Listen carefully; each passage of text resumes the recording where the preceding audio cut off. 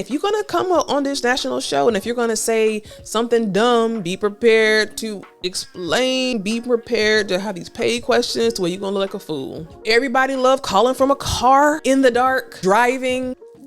Say y'all want a 6-foot man, he gotta be in the gym, dark skin, this, that, and the third, and you ain't seen a gym in 10, 15 years. Like, we know you want a God-fearing man. Y'all will say y'all want a God-fearing man, and then when they ask you, when was the last time you was intimate with somebody, you will literally be like, yesterday. Welcome to another episode of the That's Scary with Melanie P podcast. I'm your girl, Melanie P, and it is a new year. 2025 has come in and we are ready for what 2025 has to bring, y'all. So here's the thing. I want to make sure that my friends, which is you, which are you, are prepared for 2025. And one of the ways we're going to start off 2025 right is we're going to do, I don't know, do you want to call this a course, a training? I don't know what you want to call it, but we're going to go over to prepare you on how to answer these damn Kendra G single live questions. Now listen, guys, before we get started, make sure you hit that subscribe button. Make sure you hit the link in my bio. Guys, I have a new ebook that I have created and curated with blood, sweat, and tears, all from my mistakes that I've learned so you don't have to make them. And if you're going to be on the Kendra G single live show, that means that you are out here looking for a man, looking for a woman, and you need to prepare yourself on what it's like to live with someone. And I have created an amazing ebook that I have launched that is it's really like, it's something that I wish I had before I moved in with my partner. There are so many things that we go through and things that we need to discuss before we decide to cohabitate. And I have this perfect tool for you. If you want to support me, support this Black woman, make sure you hit that link in the description. If you know someone who is moving in together, who is getting married, who is in a new relationship, this is an amazing 30-page ebook that really is going to get those healthy conversations started. So make sure that you hit the subscribe button here and that you definitely hit that link in my description and get your hands on the ultimate playbook for couples who are thinking about moving in together. All right, guys. So as you know, I've done a couple of videos on just some little tips, little tidbits on, what you guys how you guys should be answering the Kendra G questions. I did a video that I'm going to link here that talks about how to answer that question that Kendra G often asks about how much should your partner make? And this is specifically geared towards the women, right? And then I noticed that in watching the Kendra G live singles question, it's a lot of repetitive explaining that Kendra G has to do that it just irritates me. It is some repetitive explanations on questions that she has to ask and has to clarify almost every damn time. If you have literally clicked the button to be on the Kendra G singles episode, that means you've watched the episode before. So you should know the questions, you should know the protocol, and you should be prepared for the answers. Okay. So number one of the most recurring first things out of someone's mouth when they click, when Kendra G selects you is, I didn't know that she was going to pick me. I was not ready. Now, I've never actually clicked the link to be on her show or whatever. However, if I did, I think that I would be ready. I wouldn't have a bonnet on. I wouldn't be in the bed. I wouldn't have on night clothes. If you are going to click the link to be someone on her show, be ready. Do not say that you're surprised that you were chosen when you was in line to be chosen. Number one. Number two, name and age. That's a given. You should know that, right? Location. You should know that. You should know where you're located. I feel like sometimes some of the dumbest questions people get so confused on, she'll ask you, where do you live? Where are you located? And if you're traveling, if you're on a plane, if you're going somewhere, and if you're en route, she does not mean where are you at currently? Where do you reside? Where do you live? Not where you are temporarily. Where do you live? Where do you file taxes at? Where do you own a home or park your car? That's what that means. Relationship status. This is a very interesting question. She'll ask you, what's your relationship status? She'll ask you if you're single, divorced, blah, blah, blah, blah. If you're divorced, be prepared to tell her when you got divorced. If you say that you're divorced, and you need to be prepared to let her know that I got divorced legally in 2016, in 2015. You got divorced and you've been divorced for 5 years, officially in 2017, period, point blank. It don't mean when did you separate it? It don't need a bunch of explanation. Just let us know the legal date that you were legally divorced. It's just irritating to me. And I know it's irritating to a lot of people. So then she'll ask, how many children do you have? And by how many people? I always feel like this question kind of goes in line with how much money does someone have to make? It seems like this is the question that people really look for this answer because they know that it's going to be some dialogue. There's going to be some follow-up questions with, depending on what that answer is, there's going to be some additional questions. Be prepared, okay?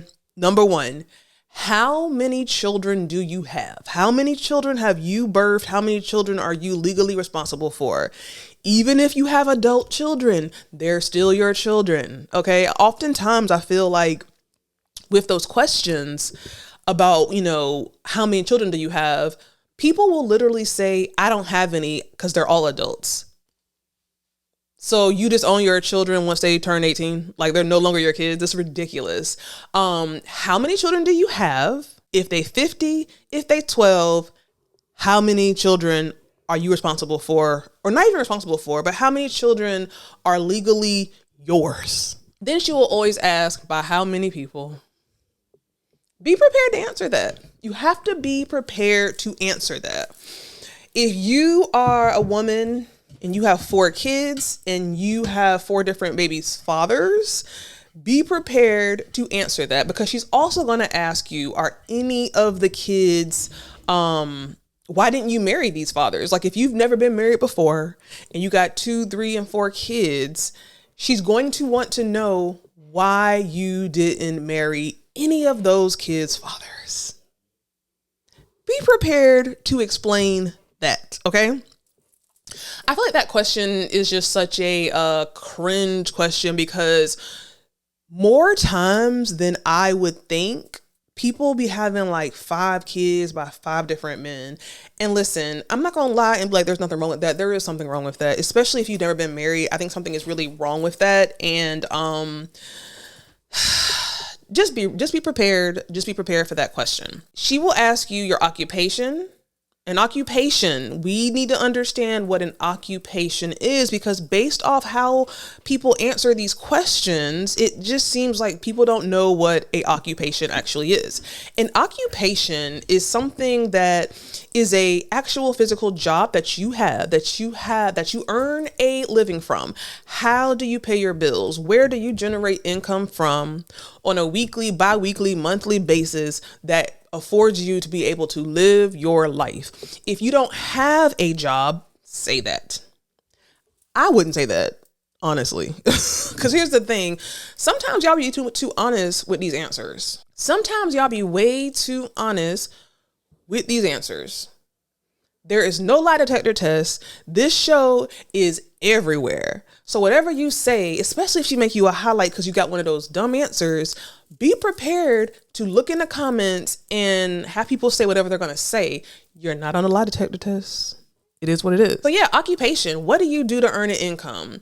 And if you don't have an occupation, if you don't have a job, be prepared to explain why you don't have no job, why you calling up here, and how do you pay for your bills? Common sense. Here's the thing that women often say, and I have to talk about women because I'm a woman, so I cannot stand all these women saying that they want a God-fearing man. I know that's so awful. That's so awful to say, but we know you want a God-fearing man. We know it. Like, y'all will say I want a God-fearing man, and then when they ask you, when was the last time you was intimate with somebody, you will literally be like, yesterday, last week, or I don't want to answer. So it's like, come on, like, please. Should this person look a certain way? Here's something I saw earlier today on a Kendra G show. A couple of things with this question. Don't use the word ugly. Like, I just think that that's such a awful word to use. Number one. Number two, something that I often see that I really don't like is when you come on this show looking busted and disgusted, and then when she asks you, should this person look a certain type of way, you're describing someone's looks that don't align with your looks. Y'all always say y'all want a 6-foot man. He got to be in the gym, dark skin, this, that, and the third. And you ain't seen a gym in 10, 15 years. Like, let's be realistic. Okay. When she asks you, should this man look away? And here's the thing I want y'all to understand. I definitely understand that Kendra G wants to find matches, help people find love. But at the end of the day, this is a show, this is content, and certain things help the content be successful.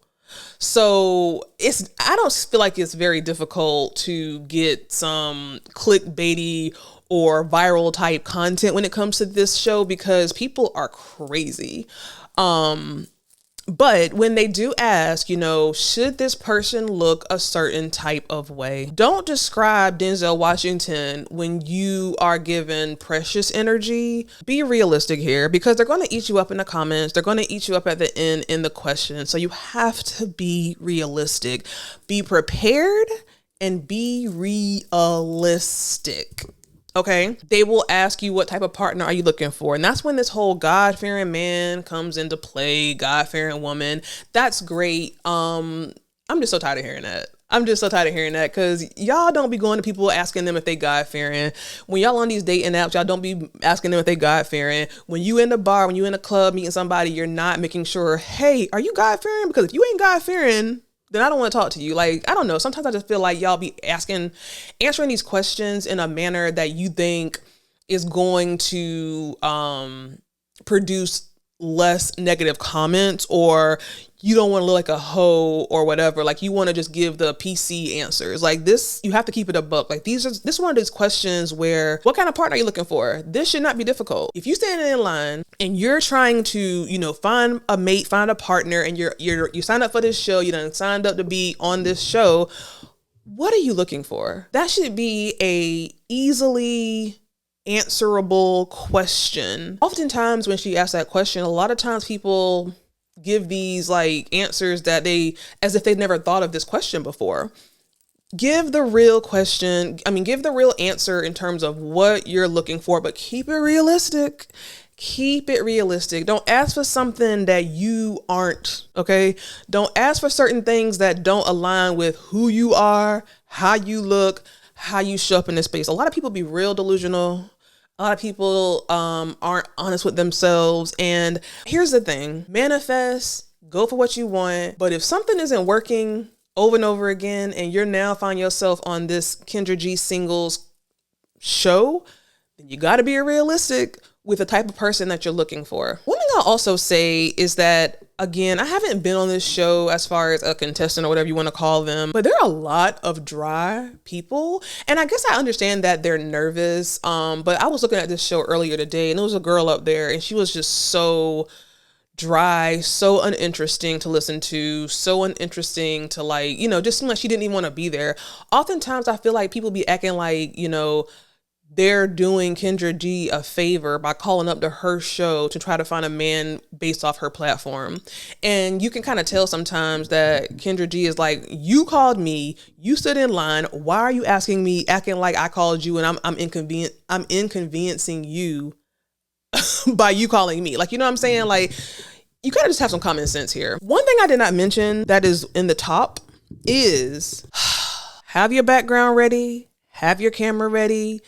be in a lit area. If you're calling up to the show, there is a good chance that you're going to be selected. Don't be in bed. Have your camera set up. Don't be in the dark. You know that you have to stand up.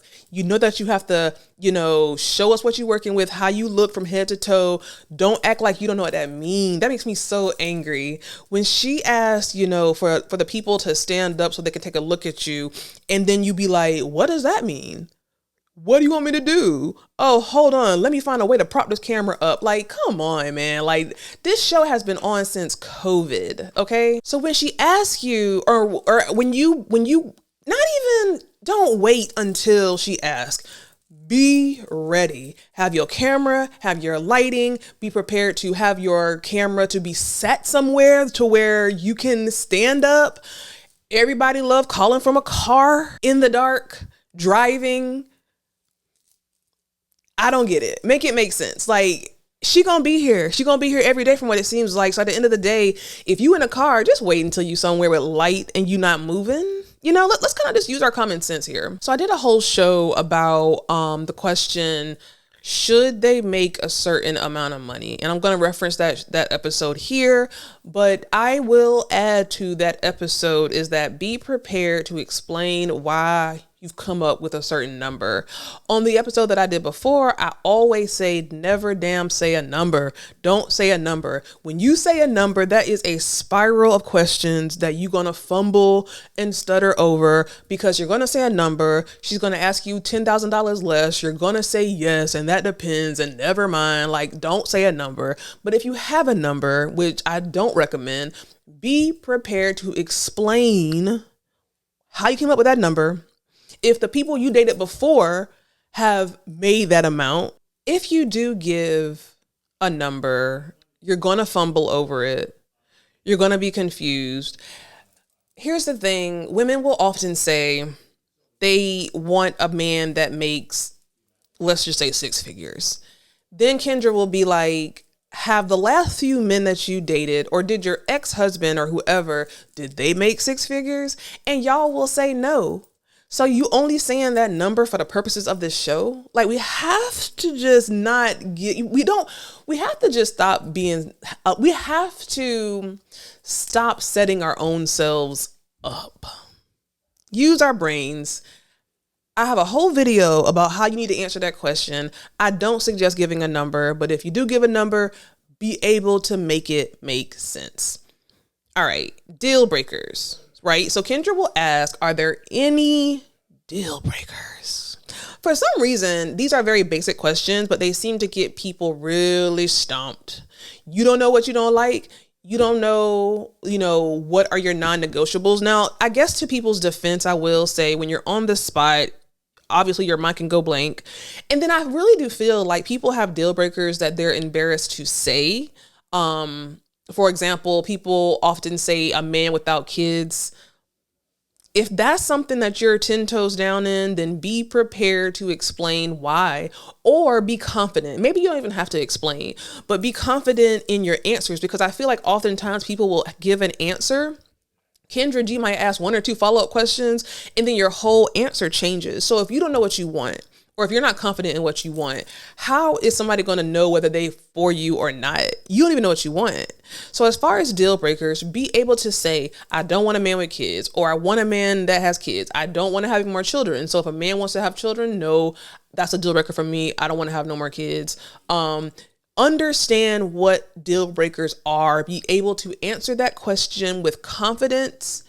And be prepared if you're given a dumb answer or you cannot explain. In the event that you cannot explain, be prepared for paid questions at the end. What are your deal breakers? And here's the thing too. I've seen a lot of times where women will be like, oh, well, he has to have a job and he can't be this, he can't be that. But then they are that. They don't have a job. So again, if you're going to come up on this national show and if you're going to say something dumb, be prepared to explain, be prepared to have these paid questions to where you're going to look like a fool. Let's see. Another question that we need to prepare for is flaws. This is a question that I know irritates Kendra G. I know it irritates me. You can see it on her face when she asks for 3 flaws that you have to work on. Here's the thing, again, to the people's defense, I can understand how if somebody asks you out the blue, willy-nilly, you on the street, hey, give me 3 flaws off the dome.